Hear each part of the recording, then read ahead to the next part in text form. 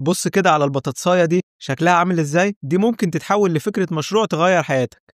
لفة واحدة بس كفيلة انها تخلي الناس كلها تروح عندك.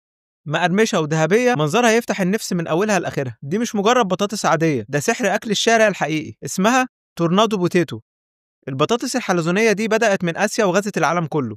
كل اللي انت محتاجه قطاعة وقلاية وحلم صغير. البطاطساية الواحدة تكلفتها بسيطة، بس بتتباع بمبالغ كبيرة، وأحلى حاجة الناس هتفضل تحبها على طول. زود بقى لمستك السحرية، جبنة، شطة، باربيكيو، أو أي فليفر من اختراعك، وساعتها مش بس بتعمل سناكس، بتبني مشروع الناس هتقف عشانه طوابير. الناس بتحب تشوفها وتحب تاكلها وتحب تشاركها كمان. وده هيعمل لك دعاية مجانية بالكامل، دعاية نتاج الفضول والطعم الحلو. يعني لو كنت مستني فكرة مشروع بسيطة وتكلفتها قليلة، جرب التورنيدو بوتيتو. فكرة بسيطة ومنتج ترندي وأرباحه لذيذة. وأخيرا لو عجبك الفيديو اضغط لايك وشير، وتابعني وانتظر المزيد. شكرا.